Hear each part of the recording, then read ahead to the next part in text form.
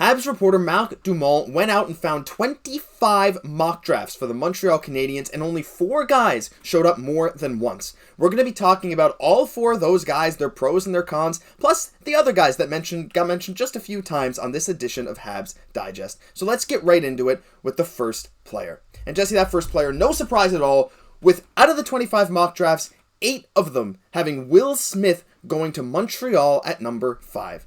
And I think Will Smith, to a lot of Habs fans, if you've been watching this channel, you know that we're lovers of Will Smith. If you've been looking around the NHL, basically, you know the NHL and other teams love Will Smith, but especially Kent Hughes and Jeff Gordon seem to love Will Smith. So let's take a quick look at Will Smith's stats, Jesse, as I'm going to get your opinion really quick on him.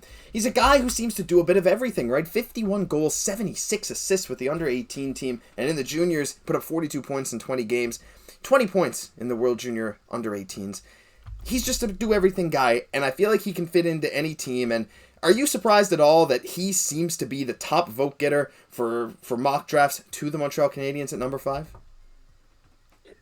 Quite frankly, I'm not. And I really like this format, though, of really taking these different rankings to kind of get a consensus like this as we're getting close, because it definitely gives us a good pulse, and it really makes you feel like Will Smith might be the incoming Prince of Bel-Air coming up very shortly, So honestly, and I'd be excited for it, having a guy that actually outscored Austin Matthews, in the U.S. National Development Program would be amazing. Maybe just, to kind of slip in there with Leaf fans once in a while, once he starts lighting it up inevitably in the NHL. But 6-foot centerman, amazing skill, can really, stick handle pretty much in a telephone booth. We still had those, just amazing skill. So, I'd be really happy to see him. We've seen so many great players coming out of this program recently. You have to feel like he'd also have great chemistry with Cole Caufield as well. You got to feel like they know each other already, probably be great friends both on and off the ice. But this is a team, that he was playing for with the USA, just winning a gold medal, starting to become a really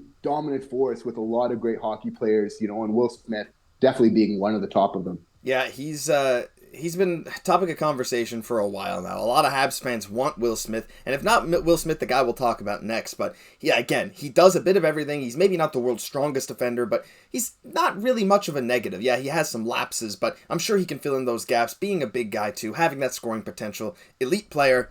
But I think, Jesse, a lot of people, especially on this channel, and we've spoken about him enough, we're only just going to do a simple cover of him here, but when it comes down to Will Smith versus Matvei Michkov, I think the fans of this channel, and by the way, guys, while we say this, down in the comments below, let us know which one of these guys you want the Habs to pick, and like the comments of the players that you want to pick. For example, if someone comments Will Smith, if you agree, like it. We want to see where these guys rank in the comments, right, among you guys. But Matvei Michkov is obviously the next guy that we want to discuss here.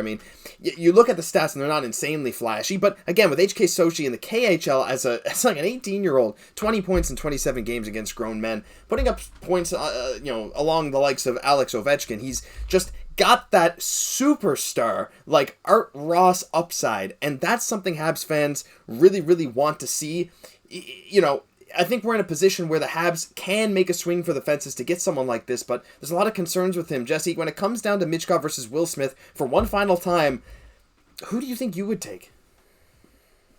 I think, honestly, the more I think about it, and obviously we've been all thinking about it, recently quite a bit, it's like, I would go with Michkov, right? Because you got to feel like there's going to be a delay anyway. We want to take our time in our rebuild, and I think we should really take that approach with our prospects and allowing them the time to nurture. So even if we're getting Smith, I think allowing them, 2 years to develop is totally fine. So, waiting that other year, we're going to have a player that's really ready to play by that time. And as well, when we're competing, right, having them come in on the entry-level contract, I would have to just wait and be patient. I've watched a lot of tape on Michkov. Obviously, he's amazing. But what's also getting me think that Matvei Michkov is the one we should pick is the buzz is really around him with Habs fans. And Montreal Canadiens fans, they're the most intelligent in the entire league. They know the game. If you're at the Bell Center, you can just tell they know the game so well. And the fact that they're so excited about him really tells me something that there's something special. And he has something that this team has been yearning for quite a long time. Yeah, I think so too. He would immediately sell out tickets once he comes over.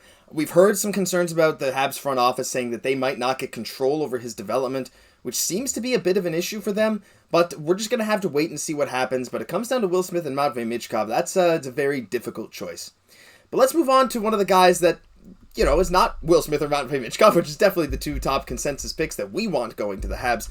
Number 3, Zach Benson. Should mention that Will Smith had 8 out of 25 mock drafts of him going number 5. Michkov and Benson each had 6 mock drafts showing them going at number 5. And Zach Benson's a very interesting player, Jesse. We take a look at his stats here. He is maybe the best playmaker in this draft, other than Connor Bedard, but even then it's pretty close. Zach Benson, straight up one of the best playmaking prospects we've seen in the last number of years. 62 assists in 60 games to go along with 36 goals for the Winnipeg Ice. Benson is a prospect we really haven't spoken much about on this channel, but I truly believe that he has top 10 playmaker in the NHL upside to him, and yes, he's a bit undersized, but that offensive potential for this guy, I feel like if you don't want to draft Michkov and you don't get Will Smith, to me, this might be the Habs' best choice. Absolutely. Just because he's such a smart player, right? And as we know, that's something that just projects so well at the next level. And as we know as well, it's what other player is very intelligent on the Montreal Canadiens? And that's Nick Suzuki, right? And although we have another left winger in Cole Caufield, who is absolutely phenomenal with Nick, it doesn't hurt to have another really skilled player there as well. Who knows how it all kind of shapes out in the future if we're able to kind of move some wings a little bit, potentially have them all play together at some point. But I am interested in prospects coming from the WHL because we haven't had many of them with the Habs recently. True. And to be honest, I like the style of play that they play in this conference. I believe that it trains players well for that playoff type of environment. As we can see, I think that's translated in Zach Benson's game. He's somebody that really competes. For me, he's the type of player, again, that you win with. Definitely the type of player that you want come playoff time. So for me, there's a lot of really intriguing about his game as well for me. Yeah, Zach Benson feels like, again, with his intelligence and it's just pure passing ability, his ability to get to the right spots at the right time, give him a very low bust potential relative to some other prospects. I feel like Benson, if he works out to be as good as some people say he could be, I see him as a Mitch Marner type player. Maybe not perennial 90, 100 point scorer, but I feel like it's possible. But I see a world where he's getting 70, 80 points in a lot of seasons with 50, 55 assists. I can see that world for Zach Benson, and I feel like it'd be cool to see that with Montreal if they decide to go that direction. Now, Jesse, the final guy that we want to mention that got more than one vote is Ryan Leonard. And Ryan Leonard, when we're talking about a guy with low bust potential, Ryan Leonard just kind of does a bit of everything, right? I made the mistake of saying he's a big player last time I spoke about him because he's not that big, but he plays big, right? He lays the body. He knows how to use it. He has a scoring touch. He put up 50 goals in the U.S. National Under-18 team, 51 goals, 43 assists. He really doesn't have very many weaknesses, and a lot of scouts are projecting him to be more of a 50-60 perennial point guy who can kind of play all over the ice, on your power play, on your penalty kill. He does a bit of everything. And those kind of Swiss Army knife players are very, very valuable. But do you see him as well as a low bust kind of pick for Montreal?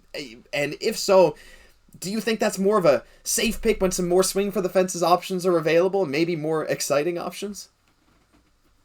Well, I think that Habs management, even though it wasn't them, they do remember quite recently, right, when we passed on a player of a similar profile in Brady Tkachuk to have Jesperi Kotkaniemi. So once again, along with Zach Benson, having these type of players that compete, that go to the front of the net like Ryan Leonard does, in a lot of ways, I was saying before the show to you, Josh, he reminds me of a bigger Gallagher, with obviously a lot more skill, but somebody who scores in front of the net. So these type of players, right, there's a very small chance that you're going to be a bust in the NHL level because that's how you score goals in the NHL. And more importantly, that's how you score goals in the playoffs. So really great size. And again, has a great wrist shot, scoring a lot of goals, 17 points recently at the U18s when he's playing with great players, as he was quite recently with Will Smith and Gabe Perreault.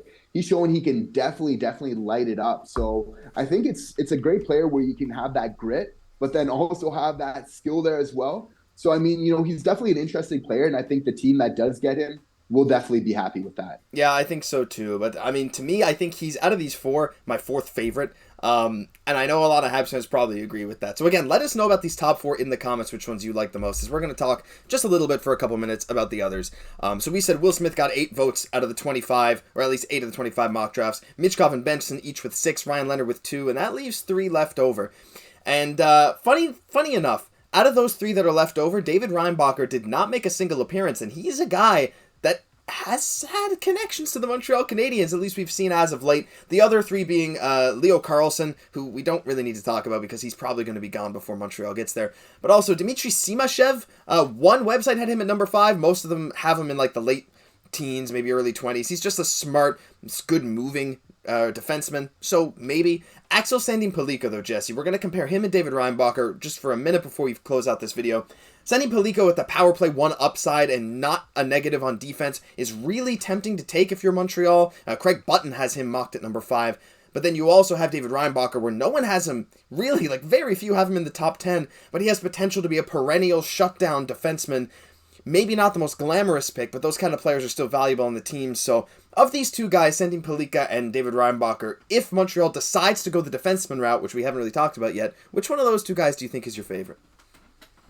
Well, I think, they don't both definitely have their advantages, definitely, and definitely something important for our team at the same time. However, I feel like, we definitely want to address our power play. That's one of the things that we want to improve this most. I really don't think that it's the direction we're really going to go. I think we're going to concentrate more on trying to get our offense now from a little bit more of our forwards. I feel like we know we're going to get the offense and the likes of Matheson, Hutson in the future, Mayu, and everything else. So I think we're going to focus on getting that. But if we were to choose out of the two, I think just for that offensive potential on the power play, for that being such an issue with the Habs, I definitely have to go for that one. Sandin Pellikka, it's very interesting. It's there's potential for some nuclear offense coming from the Habs decor if they decide to go with that. It'll still be very interesting to track. I might choose Reinbacher just because, even though he's not a popular pick among you guys, and again, I don't want him to go number 5, but if the Habs are dead set on the defenseman, again, not a flashy guy, but if he can eat up 20 minutes a night being a solid shutdown guy every single year for Montreal, I don't think you're ever going to regret that kind of thing, especially in a playoff push. So regardless, that'll do it for this news edition of Habs Digest. Again, let us know in the comments which person you want to go at number 5 to Montreal, and we want to see the likes on the comments of the guys you agree with. So yeah, we're really excited to see what you guys have to say. I've been Josh Gosse for my co-host Jesse Poirier. We'll catch you in the next one.